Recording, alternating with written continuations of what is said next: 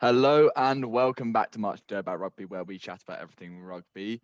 Today, we are going to be talking about 3 games that happened this weekend, as well as something very exciting that we've been building up to recently.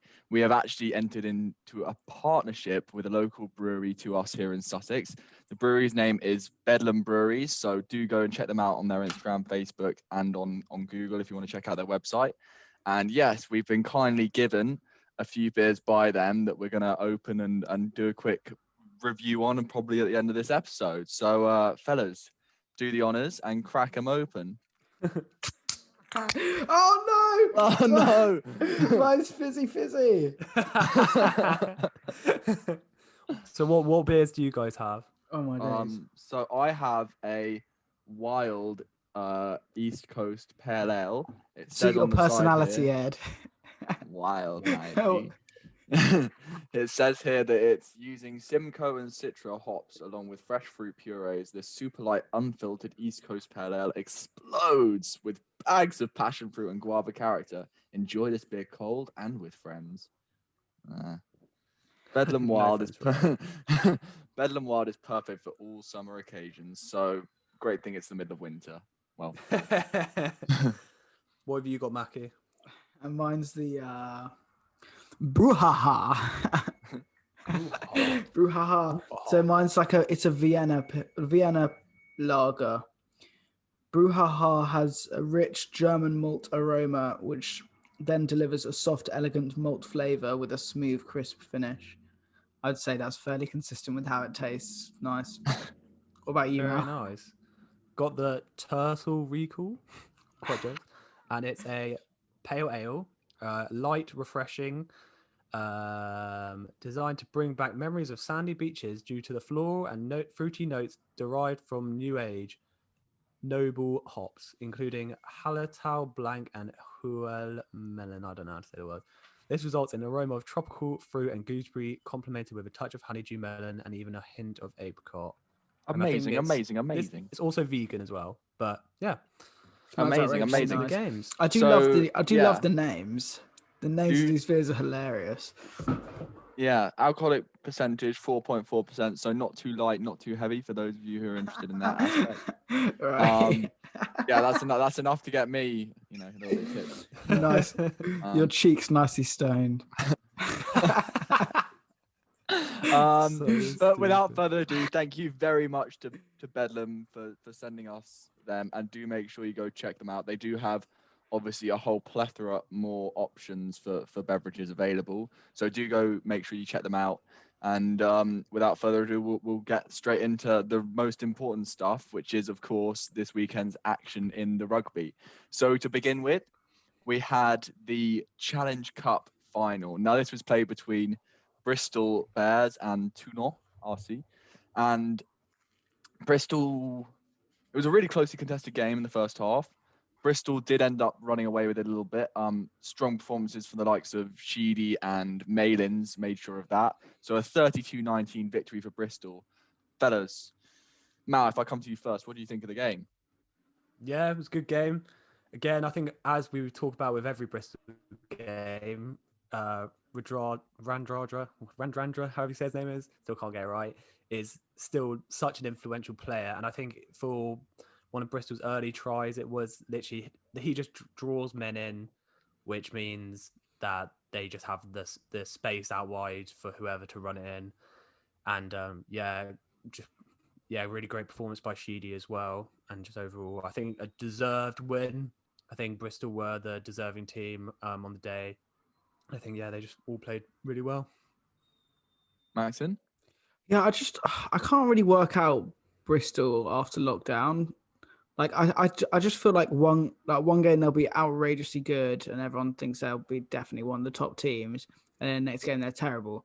But anyway, no, it was definitely the result I expected. I saw some quite funny or interesting posts by I guess I'm assuming they're a Bristol fan, essentially saying how, and I actually kind of understood what they're saying. They're saying how Bristol are essentially going to dominate the Prem for in the next 5 years, because essentially they've got Really? because the reasons the person gave was fairly like valid, I thought, as well. They're essentially saying that, okay, look, like their training ground is like the best by a mile, so they're going to attract loads of people. Like they're growing at the highest rate. Like they have like a lot of like really good like players coming through. They've got the biggest stadium in the Prem, obviously. And I was like, yeah, to be Ashton fair, Gate, I yeah. can actually see how that's fair enough. And also they mentioned how and this was on a Sarri's post, so I was like, okay, right, he's just come to troll. And then they were like, Sarri's fan was like, yeah, I personally think after seeing how Malins and Benno have played for Bristol, a lot of Sarri's fans don't think they're going to come back to Sarri's, which I thought was Really? yeah, because they're just like seem to be doing so well. Like Mm. as you mentioned, Malins, like he's stand out for in the final, obviously, and he's apart from dropping the ball over the line in one of the previous games, he's been so good. Nah, And same with he is Bell. really good. Yeah, What can are I your Really good. just go yeah, on? can I just mention on Ben R, he was interviewed after the game, and obviously he's still a young player. What is he, like 22, 23 tops? I just think for him to be in that environment where like it's such a growing club and he's such a growing player, for people like him and Max Malins, it must be honestly the best club to be at. I mean, yeah, mainly because Saracens have gone down and they would have been at Saracens, but I think they themselves get more opportunity in that squad for more game time than they possibly would at Saracens with all the big names they have over there, or would have had if they had stayed up in the Premiership. But yeah, Ben was just saying that the culture there is just absolutely unlike anything he's ever played with before. At Bristol. At Bristol. So Saracens obviously have this really hardworking culture all based around defence and you know the compactness and the tightness of the game plan. Whereas at Bristol, I think they're given much more of a free reign and to be able to express themselves, which for some players like Malins, who is actually a really interesting player, like quite creative, you know, isn't afraid to kick, run, pass, you know, he could do all of that. I think, you know, Pat Lam, the head coach, really gives players the ability to express themselves on the pitch, which is absolutely fantastic and makes for great rugby to watch, I think. Yeah, it's an interesting one. I just don't. I can like if you told me as soon as they've moved, I think like the points you made are interesting, especially for Malins, because as you say, he's really creative. But if you told me when they moved to Bristol, that there's like a chance that they would stay, or people would even be talking about it, I'd be like, relax, that's obviously not going to happen. Obviously, that's triggered by the fact that they've actually won something. So obviously you're going to be more likely to want to stay. But I don't know. I don't think they can actually. I think like legally they have to go back to Sarries unless Sarries terminate their contracts and let them go, because obviously they're contracted at Sarries. But even so, no, I thought it was interesting, and the game was, I think, a testament to how much better Bristol have been since lockdown, and definitely the additions they've had. Randrander, as you said, Miles, pretty sick. Yeah, I think with what's this called, with the whole championship not looking like it's going anywhere at the moment, like surely if Bristol wanted them back, surely maybe they could even loan them out for another season, or I don't know, if like depending on how Corona and stuff goes. But I guess it has to whole see with that. But yeah, no, yeah. those added players made a massive difference. To be fair, Yeah, God knows what's going to go on with the championship, but I think just before they went out on loans, they actually signed new deals at Sarries. So like they extended their contracts. So I assume they could go on another loan, but who knows? But anyway, it'll be yeah. good for their growth as well, because obviously seem just the amount of game time they're getting as like star players is really allowing them to step out of their shell and shine. No, 100%. So, like I say, 32-19 to Bristol in that match. So massive congratulations to Bristol. First bit of silverware in, I think it's over a decade. So fantastic for them, and definitely a club to watch out for that's on the rise, as we mentioned before in previous episodes. So, any comments on Toulon? I mean, I just think they were, you know, not quite the force they were, to be honest. I think, you know, they have the names like Eben Etzbeth, but I don't even think he's anything amazing anymore. Bryce Heem did score a try. He's had a really good couple of games for them, I think. But other than that, I couldn't really comment on Toulon. Don't really know enough about them. So, Yeah. moving on, I think from that game. Sorry, Mal, do you want to say something? No, I was just going to say Toulon weren't quite really. They didn't really step up to play, and yeah, just not really quite the big side that their legacy of like reflects. Obviously, so obviously, yeah, Bristol definitely deserved the win. Yeah, so congratulations to Bristol. Moving on then to our second final of the weekend, which The was big an boy game. extraordinary match between Exeter Chiefs and Racing 92. Obviously, a bit of clash of the Titans, so one of the top teams in Europe over the last few decades, compared with Exeter, who have actually, this is their first ever Champions Cup final, and they were only promoted to the Premiership 10 years ago. So the growth in that club is incredible. Now, I was actually at work during this game last night and couldn't watch all of it because I was taking calls, but I did catch the last 15 minutes. So someone who did watch the game, I think Macsen and Malachi, you both did. Can you please walk us through, maybe tell us a scoreline, tell us some key moments and what you guys thought of the game? What's the final score? Was it like 31-27? That was it, yes. So Exeter won it. So congratulations to Exeter. Yeah. Obviously first final, first win. Yeah. Malachi, maybe talk us through some key moments. Well, first of all, I actually thought this was probably one of the best games of rugby I've seen in a really long time. Like, actually, the most entertaining rugby. Like, which is quite surprising because obviously we joke about Exeter being such a boring side, but I think just them, they did also. It was so competitive between them and Racing just are so good to watch with the likes of Russell, Vakatawa, and what's it called, Imhoff play pretty well as well. They're just pretty sick team, to be honest. But yeah, I think it was Exeter seemed to be leading quite at the beginning. I remember what we were on text at the beginning, and Macsen said that he thought Exeter were going to win by a long way. That was Ed said that. No, it was me. I said because I had it on in the background and then I had to turn it off. And then like Racing had come back, like Exeter had scored 2 tries or something at the beginning. And I was like, oh, Exeter are going to run away with this. I reckon they're literally camped in the 22. And then obviously Racing came back and scored a couple of tries, and it was suddenly like basically missed the best bit of the game, which was quite annoying. But yeah, at the same time, like, you know, I was a bit surprised by how well Racing responded and scored. That, I think it was Imhoff that's got the first try for Racing, and when the corner, when they got the pick and go from the 9 position. when they scored that, you could really see the passion and like the determination in that team, like not to give up, even though Exeter had literally been camped for the first 10-15 minutes in their 22, and that pressure, you know, they just turned it into an attacking opportunity, which was pretty mental. Can someone explain to me how Simon Zebo breaks so many tackles though? Because literally, he's like not like he literally like his shirt like hangs off him, I swear. Like, and but no offense to him, but like he was like definitely like one of the best players on the pitch yesterday. He got 2 tries, and literally was breaking tackles. Like, man, I just don't understand how he does it because he's not like he does like that pirouette, like turn. I think he's rapid. I think he's just quick. He's probably so much quicker than he looks on the telly. Yeah, if you see what I mean. He definitely is. In Ireland, you have to play in Ireland to play for Ireland. Is that a rule, or is it anyone? I'm pretty sure you do. I think you might, which is why they all play for Leinster and Munster and Ulster. They're good teams anyway. But anyway, just to allow my opinion on the game, I don't know.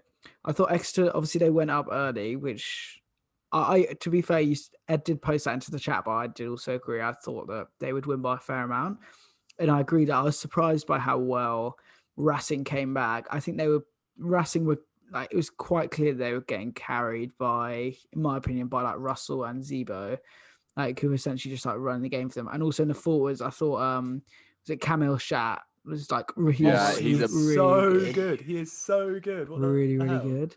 And obviously you could see in the first try, I think it was Russell like cut out pass to Zebo, who was just beat the Exeter wing on the outside and scored in the corner. It's a pretty good try, I thought.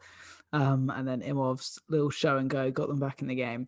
One thing I didn't understand though is why did Racing not go for a drop goal in like the 76th minute and they were losing by 1 point? They were literally what less I was than thinking, 5 minutes. Mate. I think it must have been they just wanted to try secure because I think they just thought they had it. They just wanted to go for the try, so they had to score a try to. You still got 5 minutes left of the game, and then like yes, Exeter have got a yellow card, but then I just think even if they had gone for the drop goal and had scored those points, there's still a massive opportunity. Exeter's so good defensively that if they had kicked off and gone back, you still got 5 minutes there to concede a penalty, and then suddenly Exeter have a chance for a kick at goal, which they did anyway.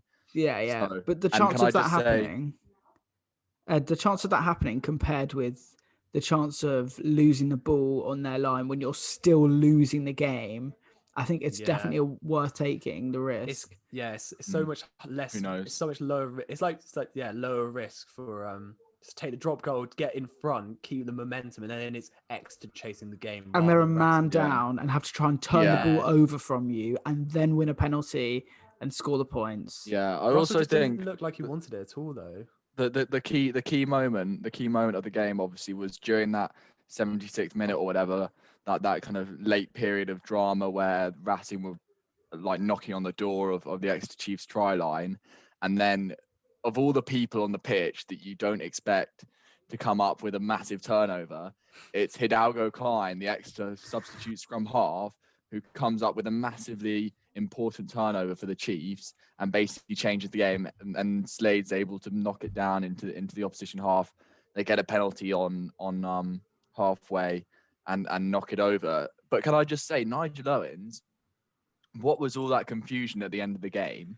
I was so confused. Basically, what happened was... Yeah, no. I know what happened? Yeah, I know what happened. So basically, he called the penalty. Exeter were faffing around over it for quite a long time, thinking about what they were going to do, obviously, because that's what you do when you're, 1 point up in the final and you've got a minute left. You faff around a little bit, don't you? Yeah, because, Ed, they could have kicked a goal and taken the entire minute.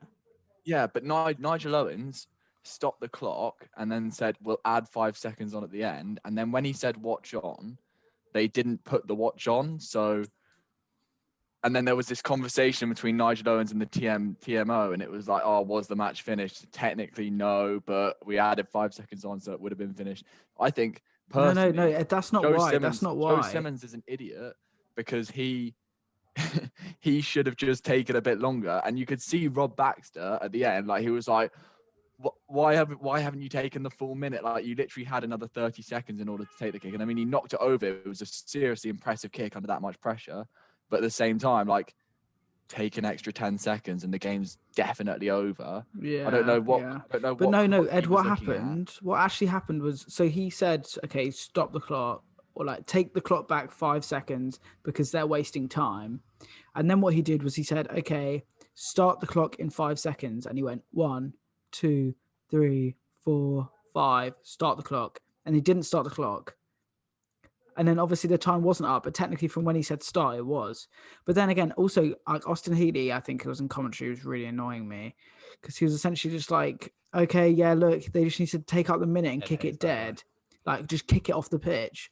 And like what he didn't realize was essentially if you don't attempt, if it's not a clear attempt to kick it over the post, then it's a penalty to the other team. So like, for example, that essentially what happened was people used to like say that they were taking a penalty and then do like crossfield kicks to people, which obviously like you can't do. That's like illegal. Yeah, exactly. So like he obviously like, and Austin Healey just kick it dead. Like, shut up, Austin Healey. You actually clearly do not understand. I think personally what he meant from what I watched, because I did manage to catch the last 15 minutes, obviously the most exciting part of the game. From what he said, I think he meant it needs to be like a big kick, and he needs to try and get it as far over the dead ball line past the post as possible, even if he misses the posts. I think that's what he meant. It needed to be like a huge kick, essentially, in the direction of the post, so that he made sure that if he missed it, it went dead over the back of the dead ball line, further forward than the post, to ensure that Racing didn't get a chance to counter, essentially. Yeah. I think that's what he meant. Obviously, not kick it out of the pitch. But then if you want to, I know. But if you wanted to be safe, you deliberately miss so that you don't hit the post, because that's the risk, right? If you're kicking that kick, that you might hit the post.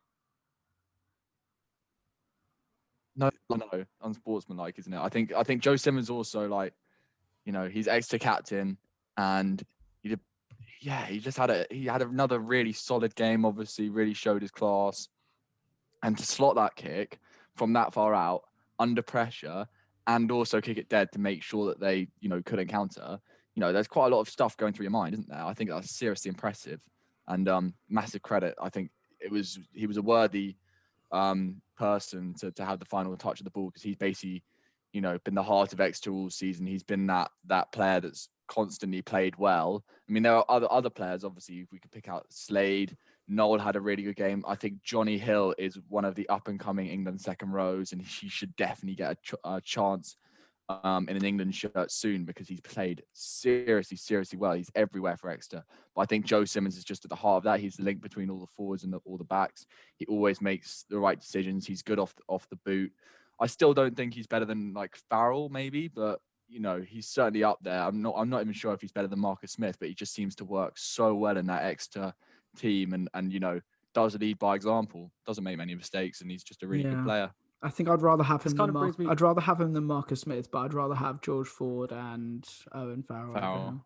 How many players from the Exeter team do you think are going to make the England squad then? Not loads. I don't think loads. They have to. Surely they've won the Europe. They're the best club in Europe now. Surely they have to have Sarri. England squad was Sarri's dominated like the last few years because obviously they were the best side in Europe. So surely Eddie has to pick the likes of Joe Simmons, the likes of Sam Simmons, Slady. I think they'll make the squad, but I think with the starting squad, I think also because those players still haven't had that much experience. Like Joe Simmons hasn't even got a cap yet. Sam Simmons has only had a few, like less than 10. So I think,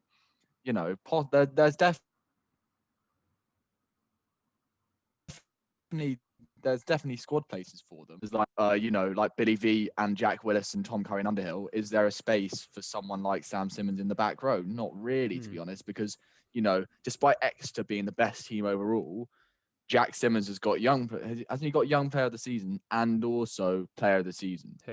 Who's Jack Simmons?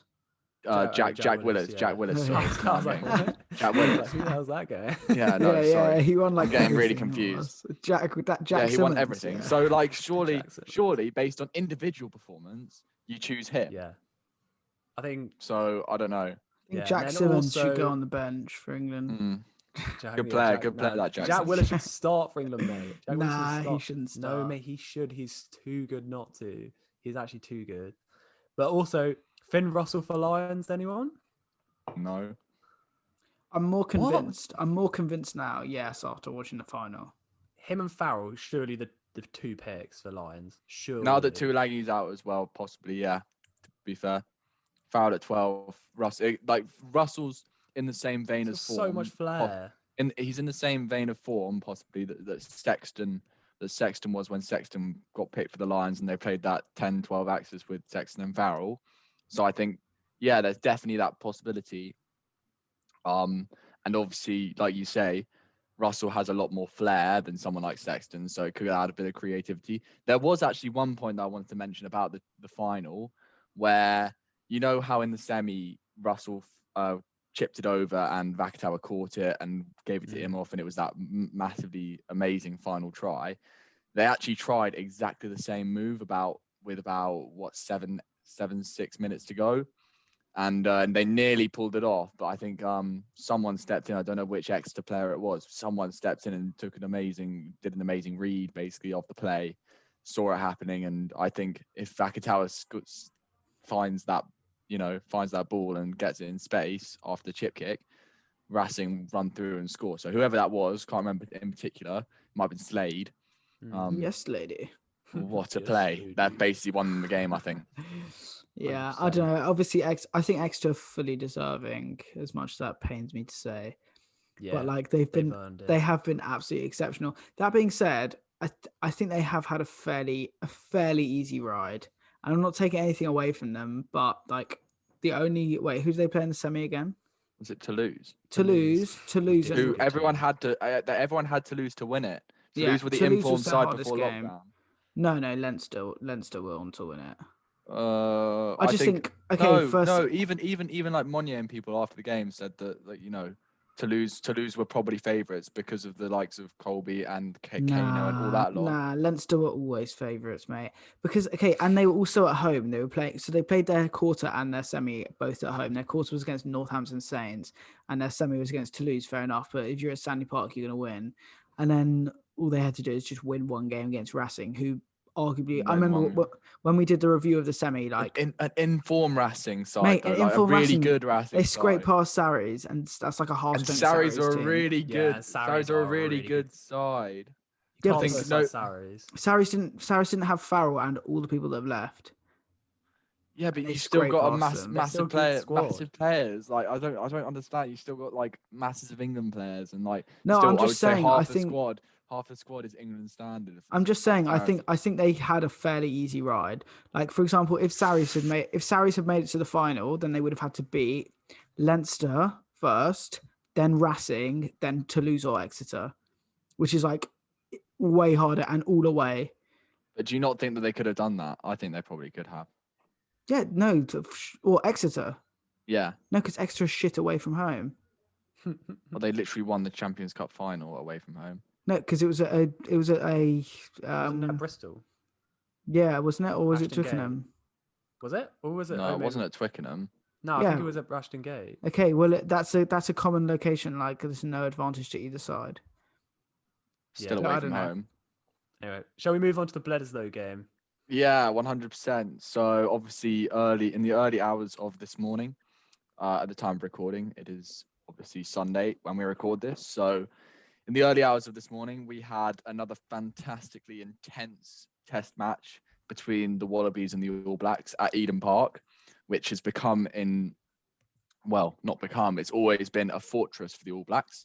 And we had a really, really good game there. Australia, unfortunately, lost 27-7. So the All Blacks came out on top, I think, as most people expected. And I think, basically, from my point of view, the All Blacks were injured from last week, like really injured. What's it called? Ego, basically. And they thought, we're going to win this one, and came out hard and strong. And I think people, questioned the change in the starting lineup. They brought in new players such as Caleb Clark for his first start for the All Blacks, and by far and away the standout player on the pitch. He was like insane, made breaks here, there, and everywhere. Didn't he score a try? He scored a mad try or something. I don't know, but yeah, I can't remember. I don't think he's just beating like 9 players, and he's just like literally bouncing players like left, right, and centre.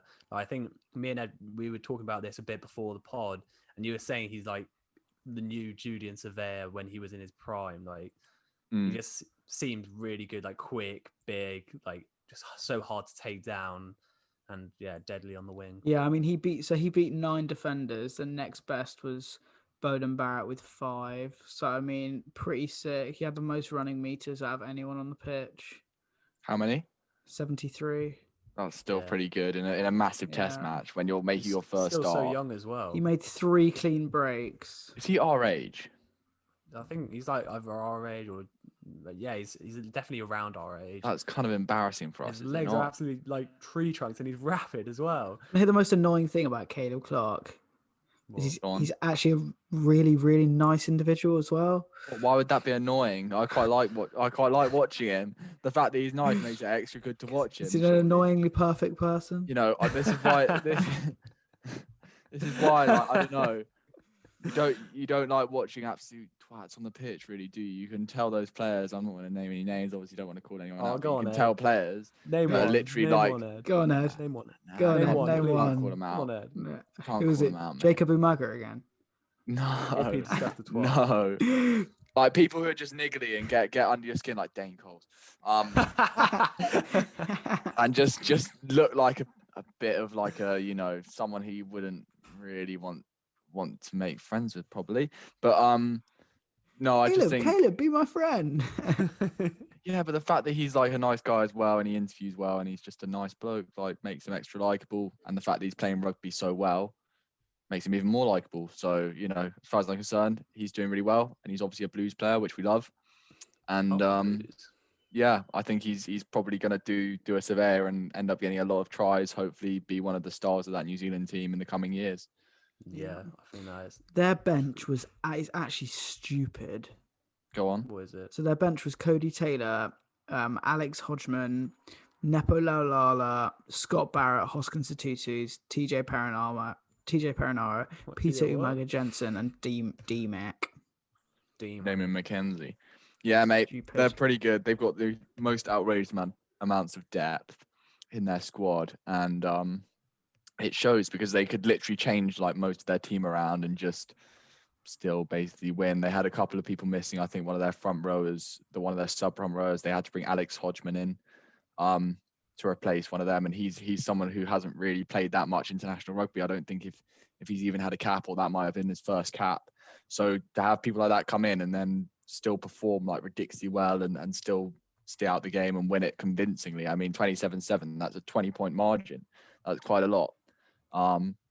So yeah, it's just really interesting, I think, seeing the depth that they have. Yeah. What's your guys' opinion on, I guess, like, it's clear to see from the squad that they've picked that they are picking on form, which I think is really, really cool. Like Hoskins, Satutu's getting a chance. Like Caleb Clark's actually starting for the All Blacks. Shannon Frizzell starting in the back row. How do you guys think that differs from the Northern Hemisphere? And do you think like it disadvantages the Northern Hemisphere sides that I feel like they pick on legacy far more than actual form? Yeah, I think it's coming more of a thing that players are being picked on form, especially in Northern Hemisphere, because I think when they're all playing in the Super Rugby with just New Zealand players, they can see who are the best players in New Zealand.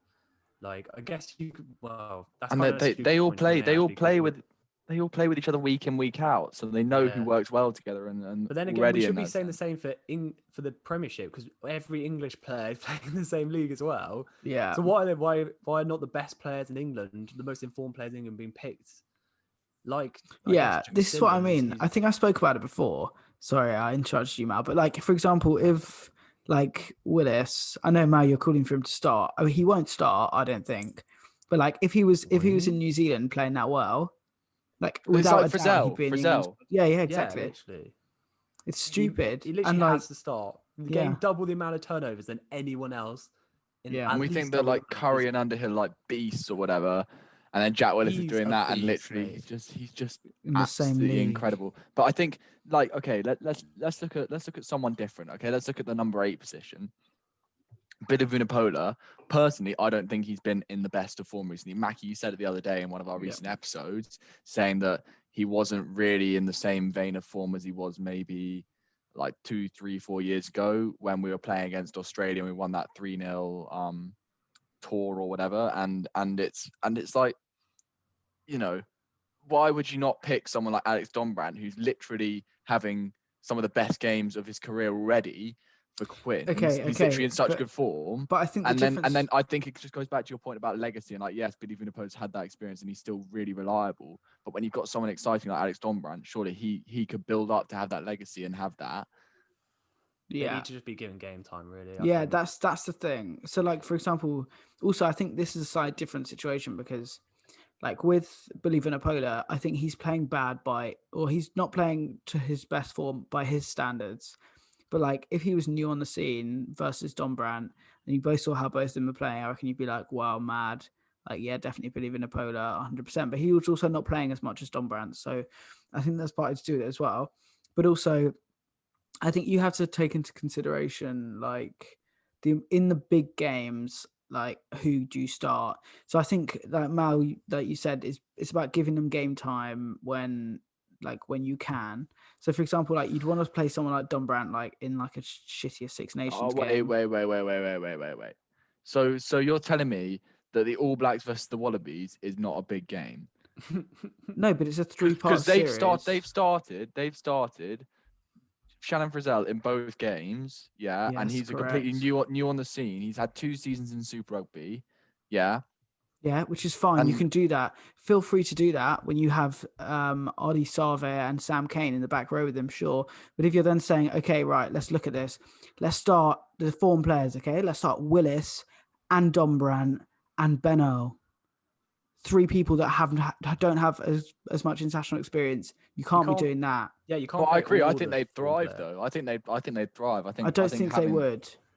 you have to also think about the chemistry of the players who have already been playing together. I think it's good to bring in one player. So with the back row, have maybe two of them as the experienced players, and then bring in one, because then you're also building your depth and stuff. But I think it is interesting. I think I don't know. I'm not all the way like, yeah, give the new players their chance and just start all the new players. But then again, I'm not all the way, just pick the most reliable ones who have had 50 caps for England already. I think I think you have to find that cool medium. And I think, definitely giving Jack Willis a chance over anyone else, seeing as he has performed so well, would definitely be the route to go, probably. Yeah. And then obviously keeping Billy V. But going back to the Bledisloe match, I think that there is one person from Australia who I would like to mention who was back in the fold. He hadn't played for a while, and his name is Jordan Pitaya, who we actually mentioned in our first ever episode of Much Ado About Rugby as one of the young players to watch. He was on Surrey McGeechan's list of young players to watch, and I'm not sure if anyone saw him bounce. I think it was one of the All Black centres like Linnett Brown or Goodhue or something. He literally destroyed him. And I think other than that, outside of that, he also had a really good game attacking wise and chucked a couple of really nice offloads. So definitely young people to watch out for Australia. Ned Hannigan came back into the fold, had a really solid game in the back row. And I think Australia, they're in that rebuilding stage, but they're still, honestly, if England played Australia now, I'd still be a bit worried. They're like in recent years, I haven't been worried when we played Australia, but now I would be, Yeah, 100%. I agree with that, Ed. Yeah. All right. So I guess that about wraps it up for our three game review. Before we go, fellas, we've been drinking these obviously all episode. What did we make of them? What's the verdict? Very nice. Yeah, it's very nice and light for this one. Yeah, I mean, it is 1 o'clock on a Sunday afternoon. I'm not sure how appropriate the timing was for drinking, but I must say my one went down extremely easily. Yeah, and I would 100% have another one right now. However, I don't think that's probably sensible. I haven't really eaten, so I would definitely have another one looking around his table. Where is the other one? It can't all be gone. No. Do go check out Bedlam Breweries. Their website is obviously bedlambreweries.com, and go and follow them on Instagram, Facebook, as well as going to follow us on Instagram and Facebook. Obviously at Much Ado About Rugby is our tag.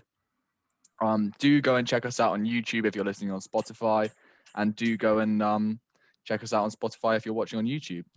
Thank you very much for listening, and we'll see you all in the next one. Have a nice one. Bye.